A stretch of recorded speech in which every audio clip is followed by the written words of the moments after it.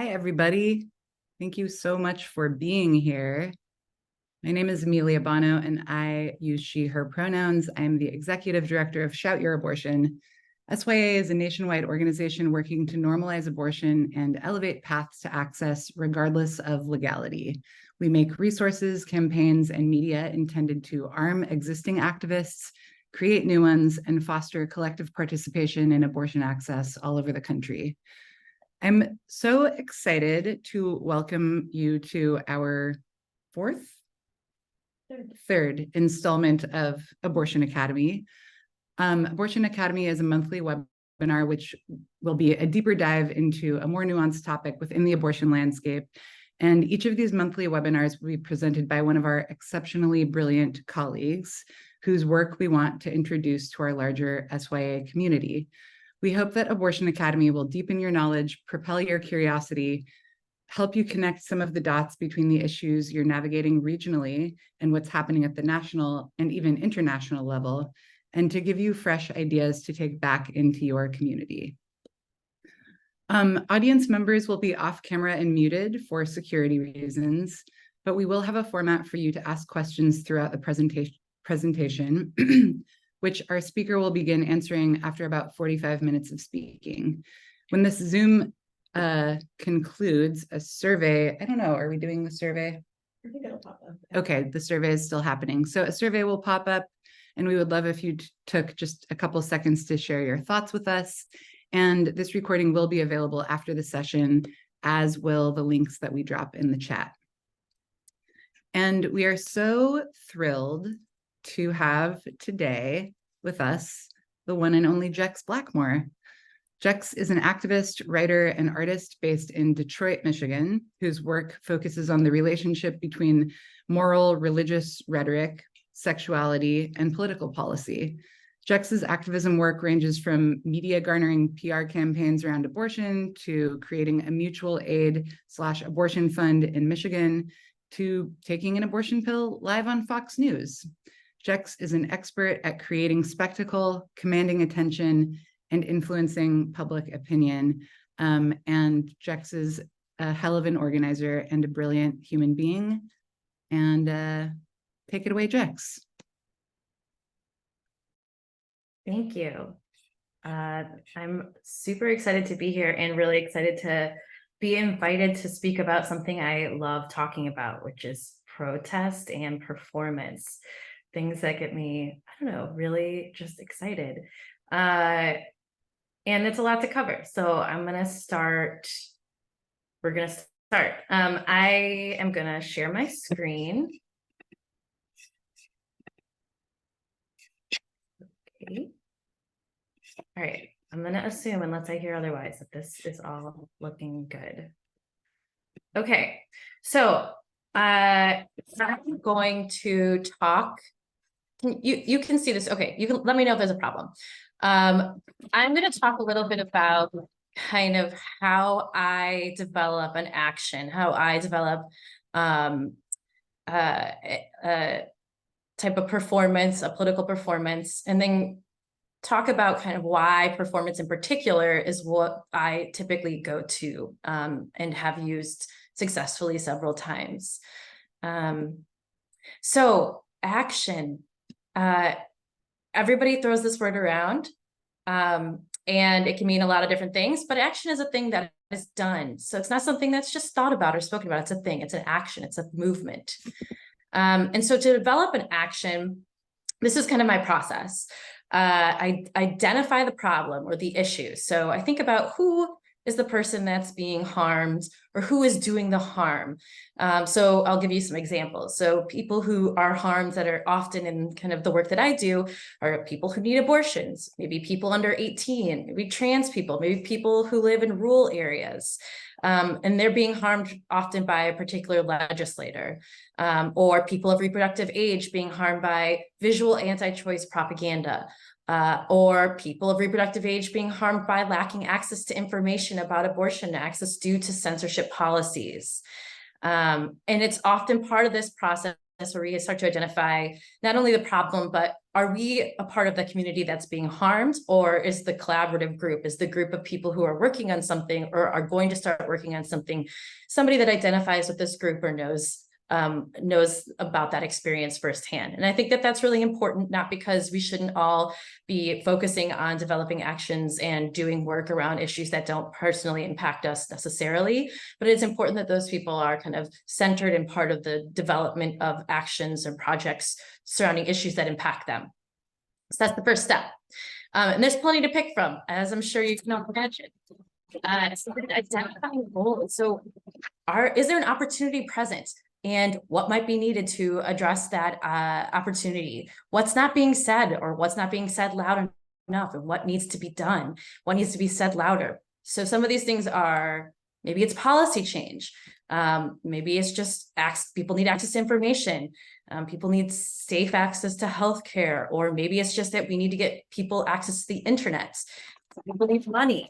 And so, do we need more people involved in this issue? Is it something that we need to rally folks around? Do we need to challenge existing systems through, for example, disruption or disobedience? Do we need to build alternatives through the creation of new spaces and communities? Does the culture surrounding a particular issue need to be challenged through education or awareness campaigns? Or do we need to work within a particular institution through election campaigns or lobbying or legal action or financial pressure? All of these things are ways that we can kind of look at goals. And I would say that for a particular issue, there is never one goal or strategy or tactic or anything that would address fully the scope of particular issue. But I think when you are developing strategies and actions, it's really important to think about what is within your power, and what is a priority for you and your community. The next step is to identify strategy. So I think often, what is the strategy that will help me meet my goal? And we're going to go into those strategies in the next slide. But, I think that this is a step that's often skipped over in a lot of activist circles, which is trying to figure out why you're doing the thing you want to do. And it's okay to, if your goal is to kind of form community, then identify or strategize and plan an action around that goal. But instead, it's not, but make sure that you're not skipping this step of identifying goals and identifying strategies. And then identifying tactics. So what tactics best complement that strategy? So these are some of the things I like to think of. What power do I have? What type of privileges do I have access to? So is that income, race, job, or particular skill sets? What resources do I have access to? So that's friend groups, access to a billboard that's on the side of the road that's right by your house, access to folks who know how to create art, a clinic leader, someone that that has power in politics. And then what is your timeline? So is this time sensitive? How much does that time impact your strategy or tactics? I think that the strategy and tactics relationship is really critical to meeting those goals. And then risk assessment. So what are the dangers of particular tactics that we're taking on? So are we unintentionally placing someone at risk? Are we unintentionally harming someone? Are we ourselves at risk? And what roles are there for those to participate that address those different varying levels of risks? And who is willing to take those risks? And do we have a plan to be safe? And if none of those things feel good, how can we change and adjust our tactics? And I think that that's really critical, because oftentimes when developing an action, we go back and forth a bunch of times and develop different ways of working to make sure that it feels really good. And a lot of time and thought has gone into identifying a strategy and tactic that meets the goal. So in terms of strategy, at its most basic, activism means action taken to create social change. And so some of these things, these are kind of the categories I often see most action fall into. So civil disobedience. So that's, for example, like blockades, occupations, or strikes, challenging the system by breaking laws on purpose. Alternative building, which is envisioning a different future. So for example, like building a community garden or introducing alternative local currency, or creating a community-led public safety system that's kind of a way to subvert the force of the police force. Or maybe it's figuring out a way to get abortion medication to folks, or to make sure that folks have access to reproductive health care guidance that's beyond kind of institutionals, organizations that are regulated. Cultural activism kind of falls into the world of creativity to draw attention to your cause. So theater, music, graffiti, anything that kind of reigns in the world of more creative. Digital activism is making use of online platforms to disrupt people. So hacking, comment flooding, you like go and add a bunch of reviews of a place that won't make cakes for same-sex couples or something, or bandwidth clogging. So kind of like slowing down a website on purpose and making a statement by doing that. Amplification is really public speeches, petitions, media campaigns, a way of educating the public about an issue and solution. Political activism is acting within an established political institution to create change through policy. So it's really using the existing laws, as well as legal activism is using the existing laws, but creating a distortion by working within the existing political system. And then applying legal activism. So you see that with litigation, filing official complaint forms, and working within those existing systems to disrupt some type of oppressive action. And then we have financial activism, which is monetary pressure to create change. So this is kind of from the civil disobedience edge, which is like the most radical, the most extreme, down to the least extreme, I would say, would be kind of boycotting or refusing to spend money on something.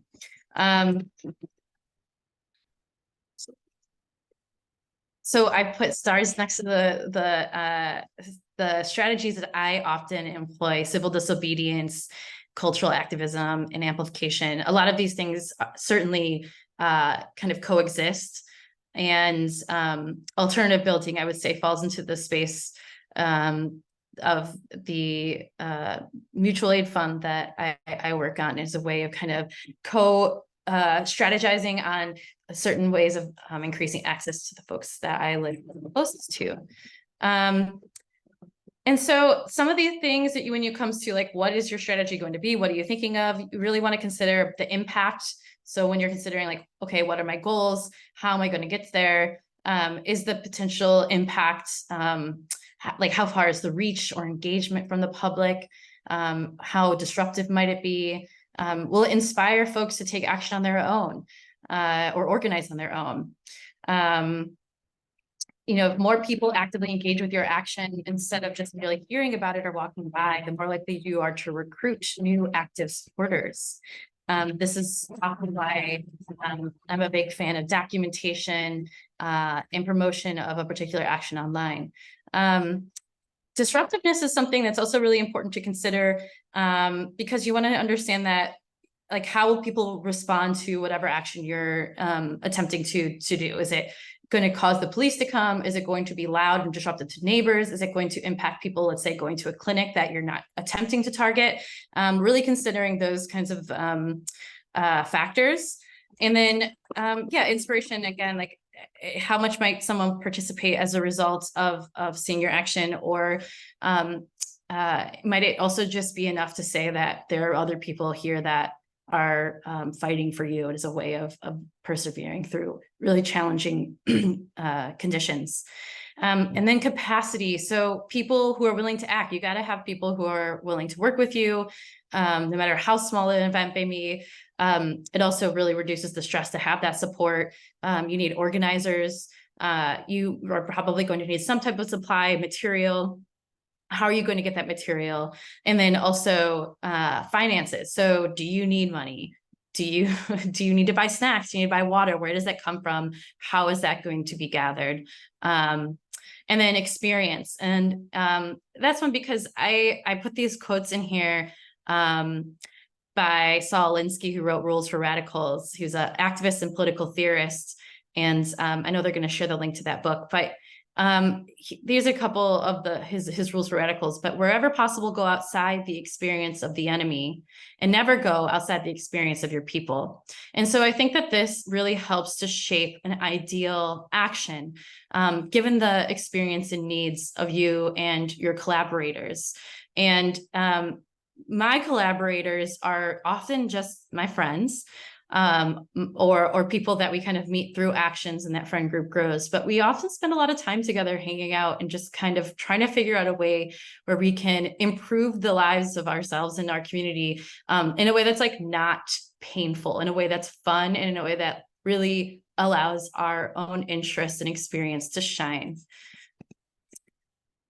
So this is kind of where I'm rooted in most of my actions. So typically my goal very broadly is to transfer power from one institution to people. And that can be to undermine people who have political power in the world of media, who have political power in the world of policy and decision-making, who believe that they kind of control like public opinion.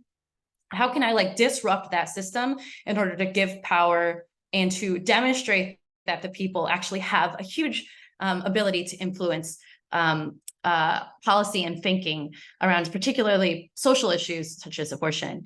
My strategy is often amplification and cultural change. So finding ways of getting people to think about a particular issue because they must, because it's important that they do, in a way that is actually successful. So, and I'll talk about some of my actions later, but you know, one of the things that really really grinds my gears is anti-abortion protests outside of abortion clinics, in part because I think it's like this bizarre, grotesque display of theater with kind of these really exaggerated and bizarre images of like supposed like, you know, fetal tissue.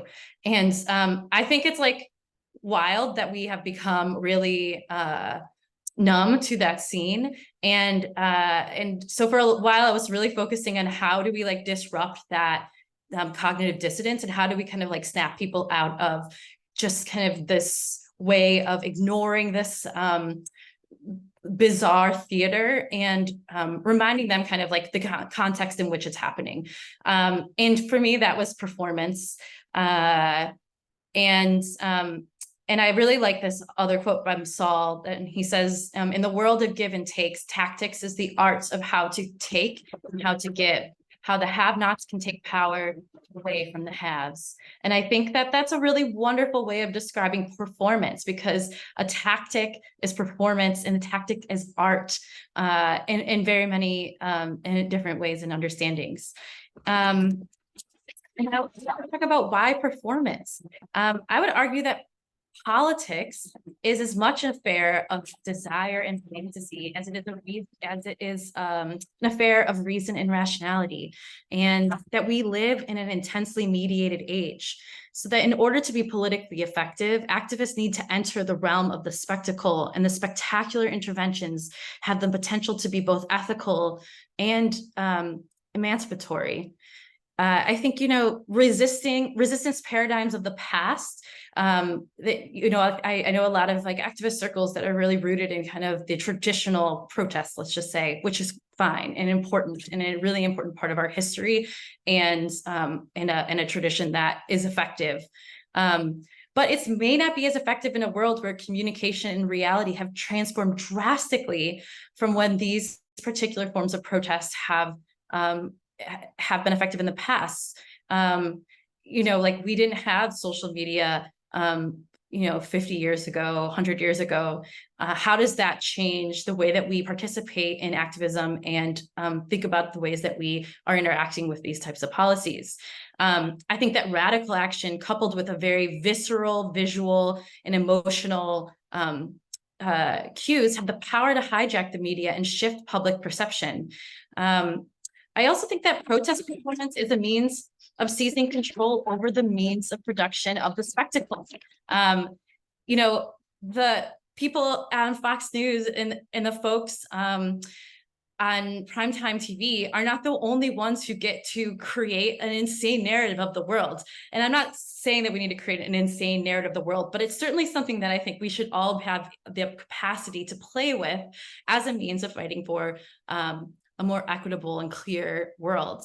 I think that performance is also an accessible and visible means of communication in a social environment where the value of discourse is largely obfuscated in the visual, in the headline reigns. I think that it's critically important that if you are going to organize an action, and part of the purpose and reason of organizing that action is to get the word out, let's say broadly, that you are considering the many different ways that we have to do that, and that we don't let somebody else control the narrative about what we're doing for us.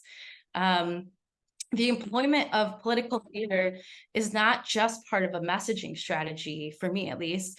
Performance is a tool that anyone can use, especially with those of us who have very little power and resources to respond to political injustices with the most profound reverberating effects.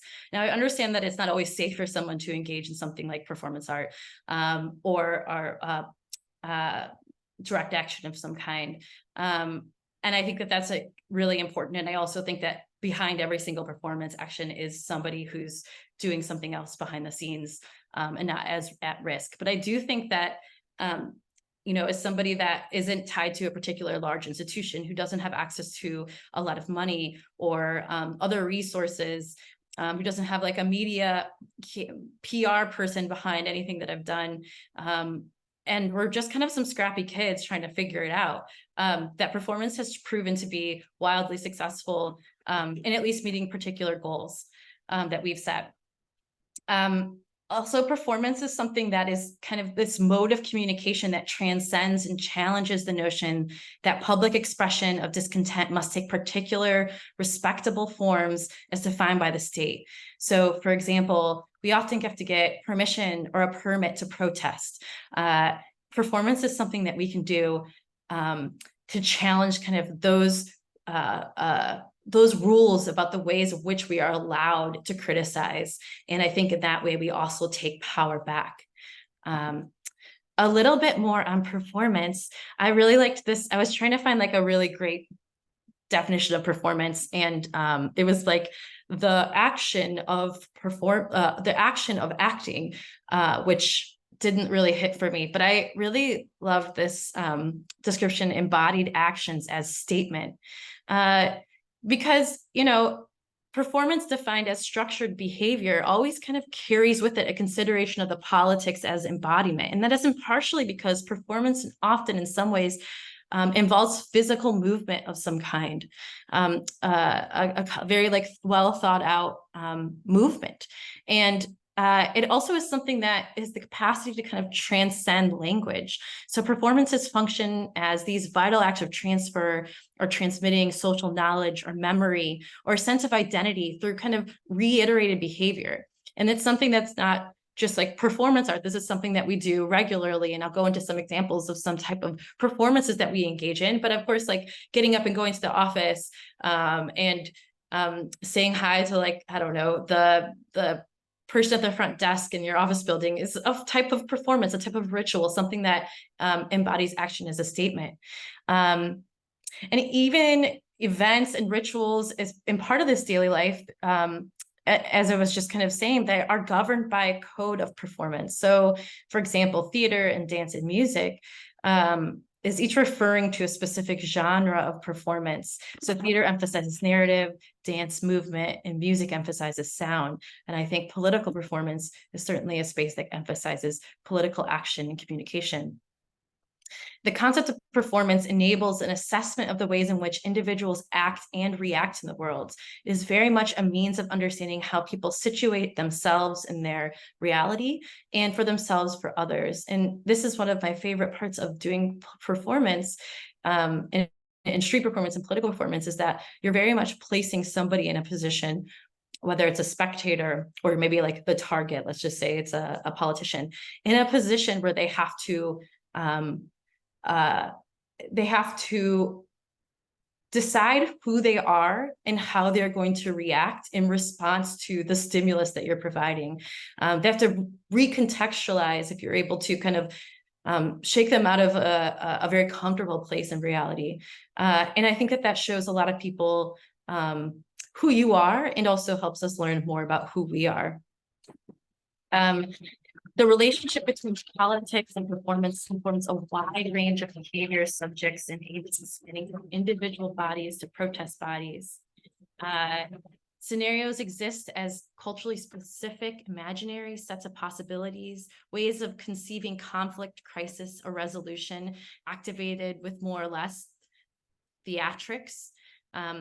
And performance, as I was saying before, does not always rely on language to transmit a set pattern of action or behavior.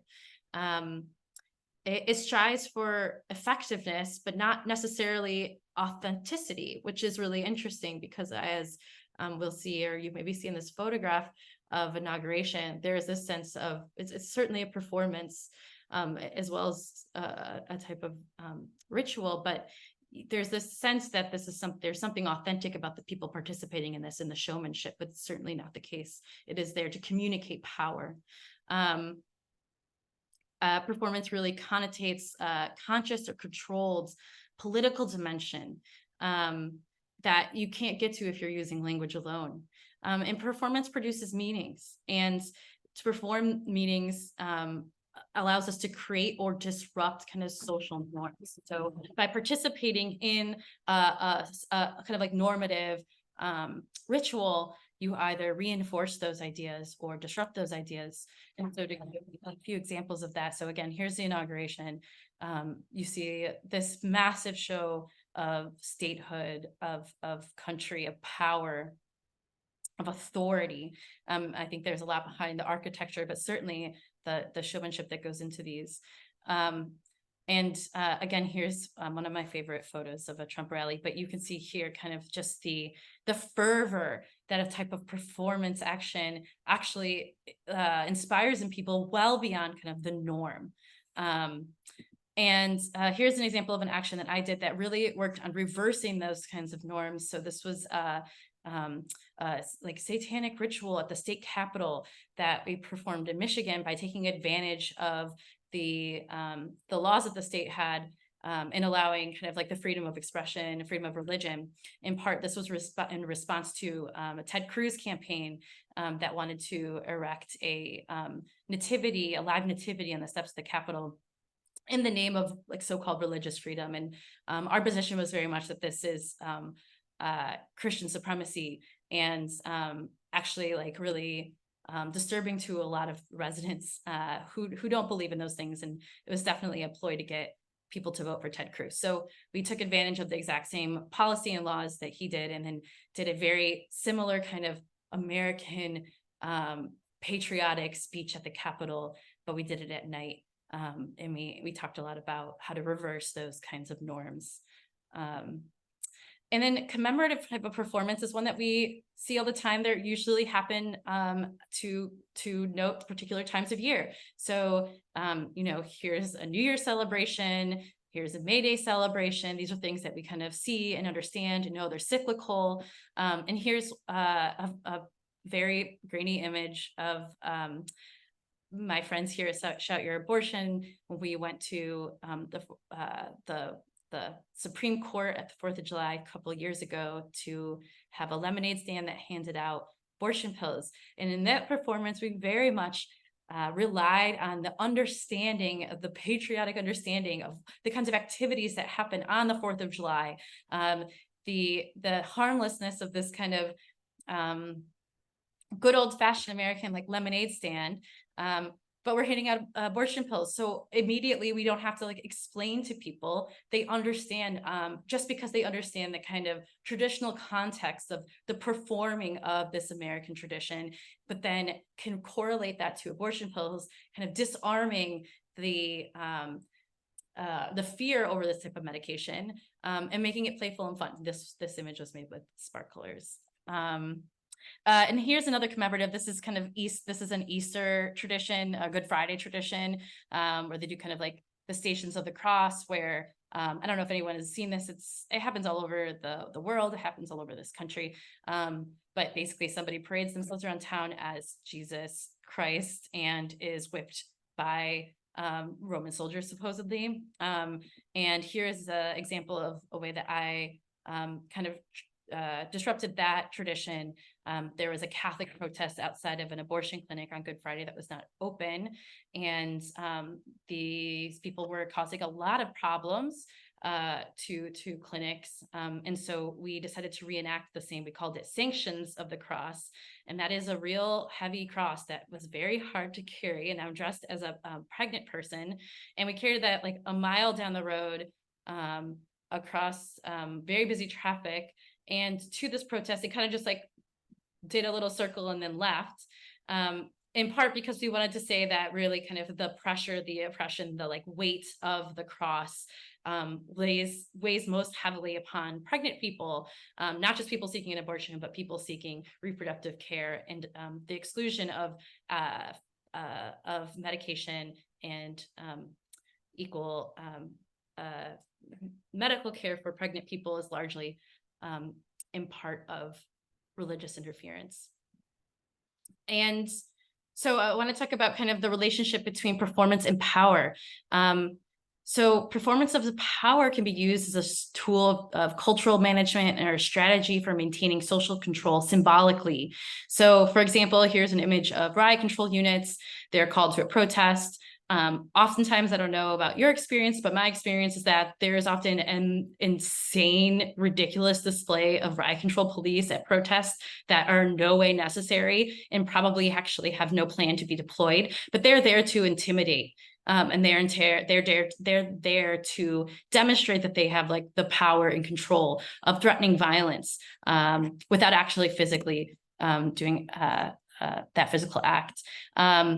And so that's, performance of power deployed by the state. And then we have performances of rebellion. And this is a way to address social tensions generated by social conflict. So the same kind of gesture behind burning a flag, it's not, let's say, burning down a police building, but the meaning is still very powerful. It's a rejection of a symbol of power, a symbol that is kind of collectively understood and about the meaning behind that symbol. The performance of rebellion is a soft revolutionary act. The symbolism of these performances don't necessarily reflect the political realities, but they create political realities. They create tensions. They create conflict, or they create hope, depending on your perspective and from where you're standing. And so here I get to my favorite part of the whole game, which is spectacle. Power is generated through this kind of transitional moment, which happens during a performance. So like a distortion of reality and a destabilizing of comfort in the real world, which is aided very much by the spectacle, just something exhibited to be viewed as unusual or notable or entertaining, an eye-catching or dramatic public display. And this is a very important and critical point in developing actions, is doing the media's work for them, if your goal is to get media attention, of course, and finding ways of just like giving them what they want, because they will almost always go for it. Our society is very much anchored in the spectacle, as I was kind of saying earlier in this talk. And demonstrators put in practice a variety of communicative styles and mobilizing techniques that include strategic uses of non-linguistic embodied action at a statement. And most performances involve some level of spectacle. And I think you could see that at all the different levels of politics. The more unusual the scene, the more headline worthy the spectacle is, the more tantalizing it is for the press and for the capacity for viral spread. And in part, again, because we're living in this world that's saturated more than ever by images and content to create meaning. And I would argue that both performance and spectacle, so much as it involves some kind of action, is intensely critical in contemporary moment. And I don't want to say that it is spectacle for spectacle's sake. Of course, again, spectacle is a means to kind of accomplishing a goal. And in my case, we create an action or a performance, and then we maybe say spectacle is needed because we really want to get in the press, but that press is also going to receive a press release. It's going to receive a statement of values, or in part of the photograph or the image that we're capturing as part of that spectacle. It kind of provides a context that helps promote the message that we're sending. Additionally, the act of participation in and of itself is a spectacle. So a group actions humanize social society rendered numb and fragmented by repressive instruments of capitalist production. And it sounds like really big, but it's true, because just anybody organizing and gathering together is rebellious, and I think becoming much more rare. So your spectacle doesn't have to be completely outrageous. And again, the action is meaning. Interfacing with reality allows us to kind of repair these social bonds, that allows us to kind of reconnect with each other, because we are interrogating the truths in which we are interfacing with. And some people have argued, that Guy Debord, who's a French philosopher, he said that spectacle removes meaning through distraction. But I really argue that in contemporary condition, we need spectacle to communicate at all. And I don't think that's something that anyone saw, or maybe some people saw, but 50, 60, 100 years ago, I don't think that we understand that anybody really foresaw the value of spectacle and needing to be part of the message. And we can use these tools and this theory to manipulate mass media as a form of communication. And also through kind of these local relationships that we form with one another by creating this spectacle. So I want to give you some examples here. So this is a really great comic I saw of just Fox News really wanting to instead interview the clown. I'll show you a little bit more about clowning, but this is a joke. And then you see here that Chuck Grassley here is using these like posters, which became really popular to be used in Congress in the last few years. And this is my like really wonderful visual about the power of spectacle being sprinkled in performance and politics to create power, to put pressure on people to respond, to redact, to understand that the people that they're attempting to control or to regulate actually have the capacity to hold them accountable in creative means. And there's a very long example and history of doing this in forms of political actions. Certainly sit-downs were a form of performance. Boycotts,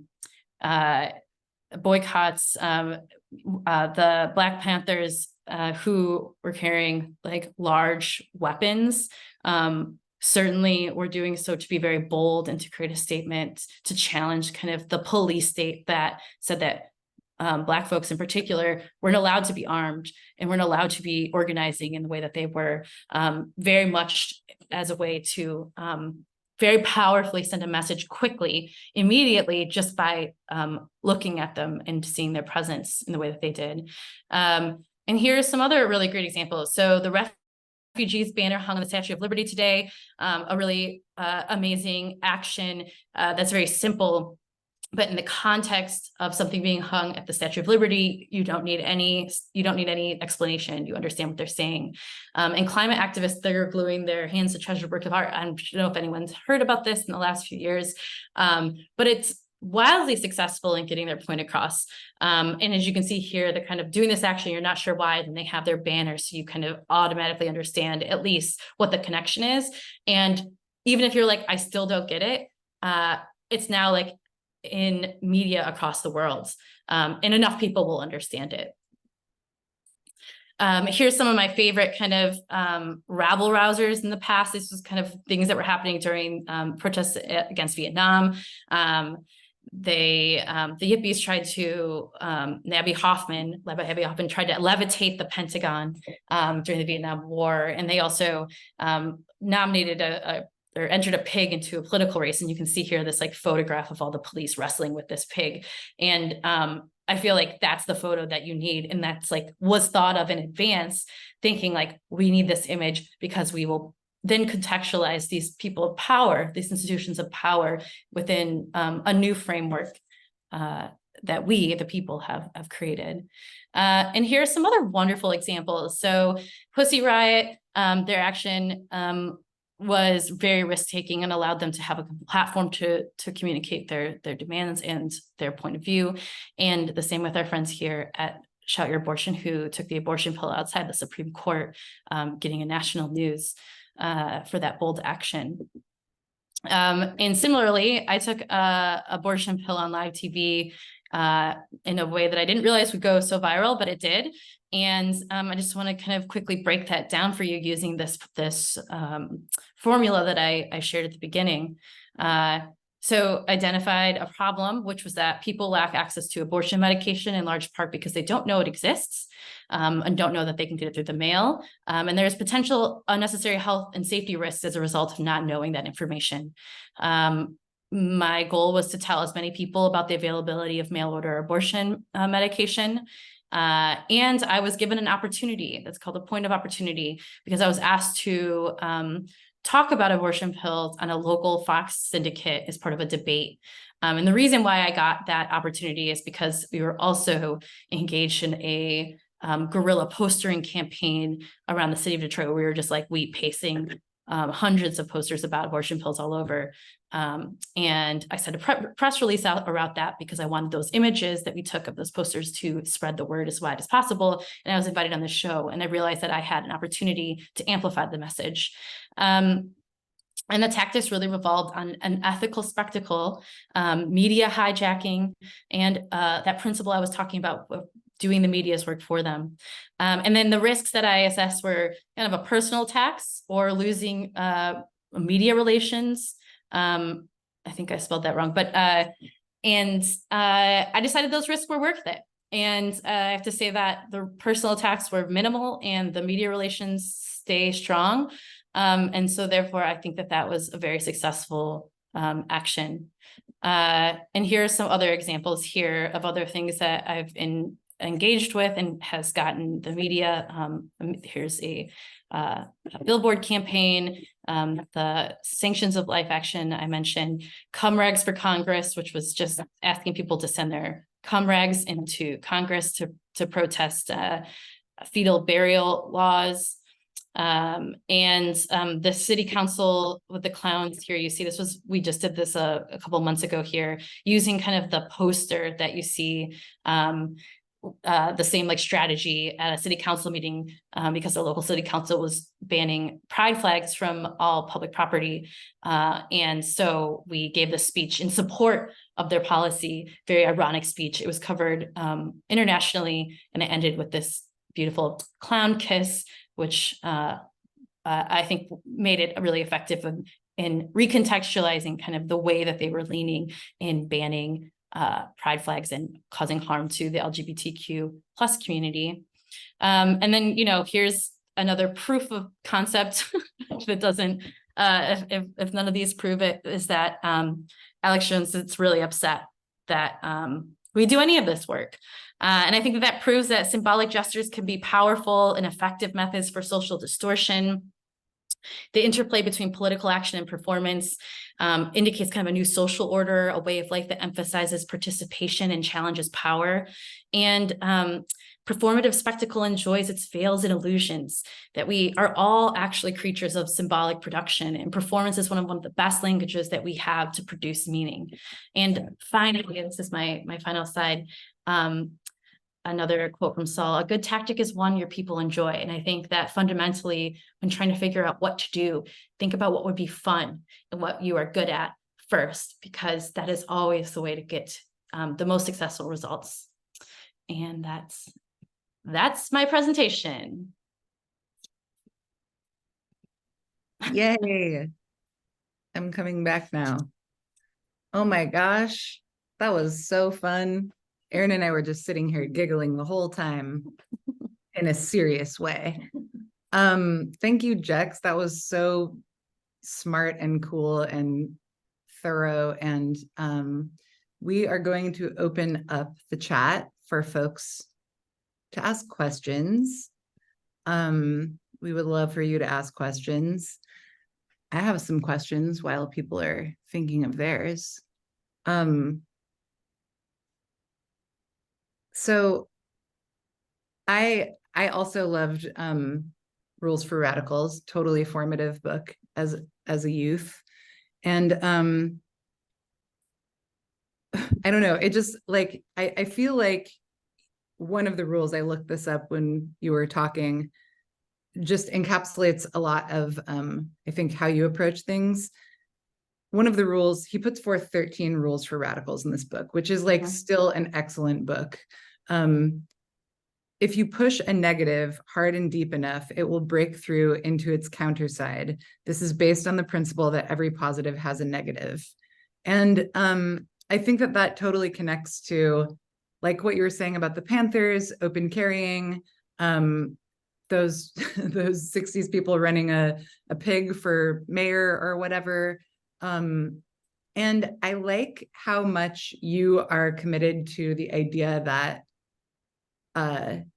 if you do something that's like, it's kind of ludicrous, but it's like just the inverse of what the opposition is doing, that like people will get there in their heads, you know?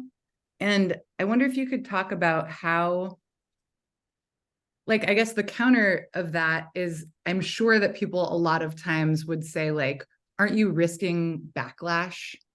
And I guess I would ask about how you consider like how much you're trusting your audience to get to the place you want them to, which is a place of commentary. Like this is the same as what the ops are doing, and how much you worry that they're going to get caught halfway and like get mad about it. Mm-hmm. Yeah, well, I will say number one, that I don't worry about that too much.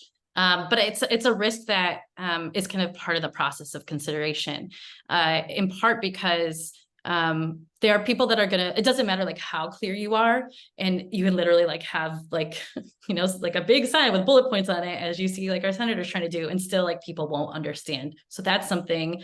And like, that's not to say like, you know, people are not smart, but people are busy. So like, that's a thing to consider. There's also people who maybe are on our team, so to speak, and are not understanding the methods. And I think that that's okay too.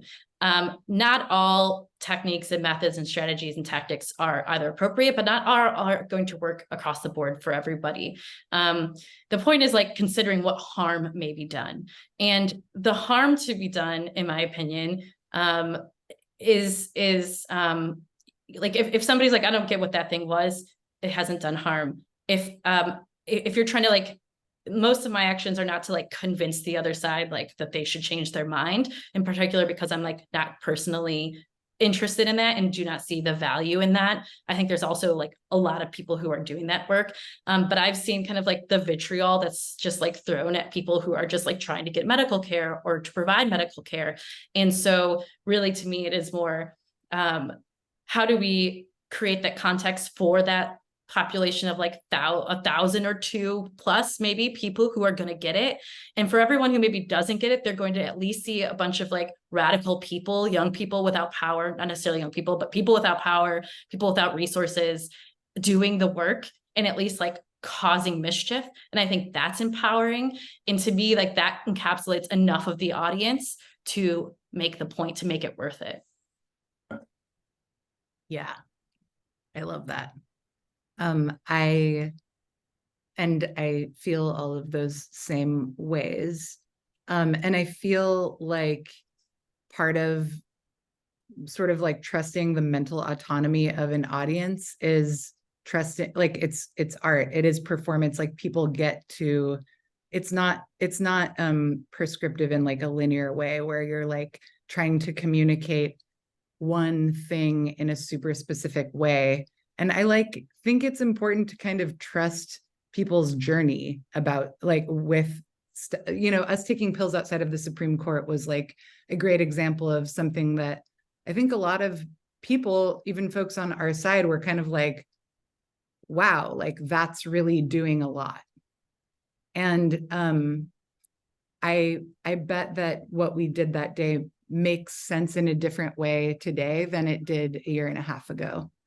Yeah, absolutely. Yeah, I think that is something that these actions kind of like have a place in time, in part because they're documented and evolve. Yeah, they evolve and people take different things from it, things that you wouldn't necessarily expect, but sometimes those things are really good. And again, evaluating harm being caused as part of the development of these actions. If the harm is very low, if the harm is just like a negative attitude, to me, that the risk is so much more worth it. Totally. So, given that, do we have any questions in the chat that, or in the Q&A? Jex, do you see anything in the Q&A? Yeah, I do. Here, I can do this. Okay. Do you have any advice on how to identify what action your group would be best at doing? Yeah, I do. And I get this question a lot, actually. Again, like, I really do refer to kind of like, what are you best at and what interests you as a way of like developing the best thing. But also saying like, what's the problem? So again, with like the abortion pill thing, like the problem is that like abortion is criminalized. It's a pretty gigantic problem, but like, how can we break that down into like little tiny pieces where we can make an impact in the way that we have like the best capacity to? So that might just be like having an info session about abortion pills, or just like going around and like flyering or wheat pasting or like spray painting or something like that, or just like challenging a teacher at school who's just like maybe not on board, and you can challenge them in front of the class so that all the other kids in your class hear the message. So really just kind of identifying what interests you and kind of like the range of your power. And I was also asked how I protect myself emotionally and mentally from threats of violence or negative comments directed towards me personally at my work. This is a tough one. I don't read the comments usually. And I try really hard to give myself space to recover from these actions. And that's something I think is really critical for all activists, that you need time for healing, you need time for decompression, you need time to be like in community with the people you've done this action with and to support each other.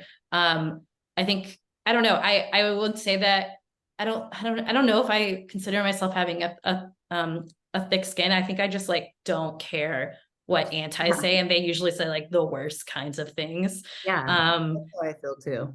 And yeah, and so I think that that's like helpful, but of course it's not the way that like everybody can process. But I just think like taking time to protect yourself. Sometimes I write down again this like why I did this thing in advance, like why am I doing this? This is what like the process that I go through. I've documented somewhere, like maybe just in a notebook, but I can go back to it where I'm like, what did I do? Like, like people are freaking out, flipping out at me. And I can be like, this is why I did it, and did it like get to this goal? And I'm like, it did, and then I just like feel a peace about it. So I think like building in those types of strategies to protect yourself. And then to the point of another question here, that's just about how do you measure success? You can go to those like traditional, like measure SMART goal things. Those actually like work really well for measuring success. But I think when you start the action, when you define the goal, just saying, what would it mean to succeed? So in some of these actions, or I was like, recently the clown action at City Council, we were like, we want to get this on local news. We want to get this on statewide news, and then a huge like push would be international news. And so that when we saw that those articles came through, we were like, this is great. We did our job. We wanted to see someone be like, they were ironically like poking fun at the city council. And the fact that like that did show up in an article, we were like, we did our job. Like that was the point. So just really defining what those are in advance helps you kind of get there once it's completed. Yeah, totally. I really like what you said. And I think it's really important, the thing about folks who do an action together, like coming together and processing in some way. I think like ideally that happens pretty immediately after the thing. And I feel like and maybe even again, you know, like a couple weeks out or something. I feel like that's an important way to make these things safer, like emotionally for people. And to really like be open to feedback, even if it's like tough to hear, or it's like, yeah, this didn't feel good. I think that's pretty critical in like making group risk taking, like making sure that it's like informed and like really opt-in consensual, like, yeah, we're doing this. And I just think it like helps you build a better vehicle for expression when people really feel heard and bought in that way. And that like group processing is super important. Yeah, absolutely. Anything to kind of just remember again that like you're doing this for your community, however you define that. and that you have to take care of each other. And that, in fact, is like the first thing you should be doing before any action is planned. Yes. And be ready to kind of pull the plug on something if it doesn't feel good. And you'll only learn that through communication with one another. And then you'll make it better for the next time, and you can always try again.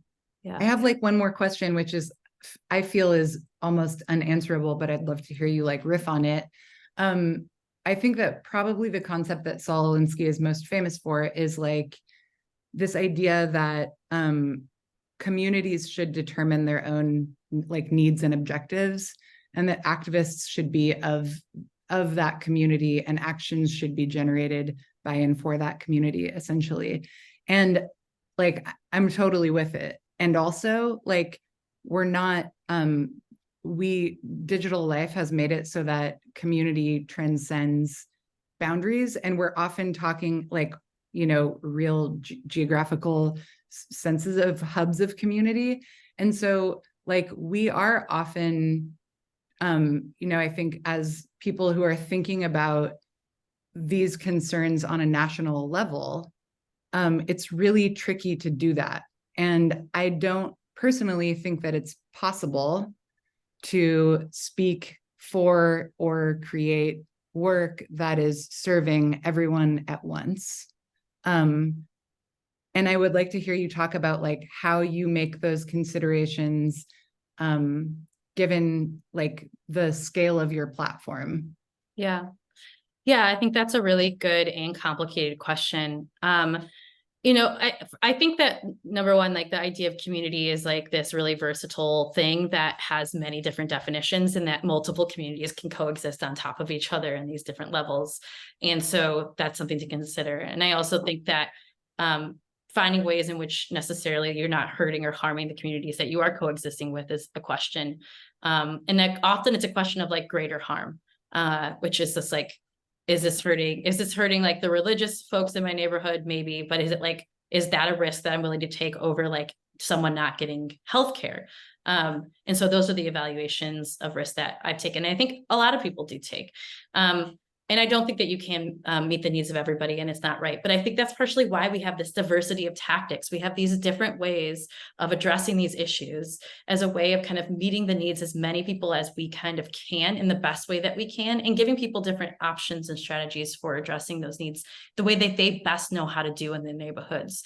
So when developing, again, like a national strategy, being like, here's like potentially 10 different ways you can go with this, or here's a way you can go to like figure out how you're going to implement like this thing we all want to work towards. And it's a learning process, of course, you know, it's something that it's multi-generational, it's revolutionary, it's never going to end. And I think there's something really wonderful about that. And we can just keep on learning as we go. Yes. I mean, it helps me feel better to know like that this work is happening on a continuum. We will never solve it. It preceded us, it will outlive us. It like kind of takes some pressure off. And the diversity of tactics thing that you just said, along with sort of this decentralized ethos around organizing, really like sums up SYA's approach as we move into this future of post-Dobbs America, which looks really, really different all over this country. And what we're looking to do is create resources and, you know, educational experiences like this one that people can use in a way that works for them, and knowing that that's going to look really different all over the country, and like trusting people to take stuff that we make and set it off in a way that feels good and appropriate, and like it's speaking to and for their community. So yeah, thanks, Jex. You're the best. Those slides absolutely ripped. And if nobody has any other questions, I think we might call it good. Thank you so much, everybody, for coming. We really, really appreciate it.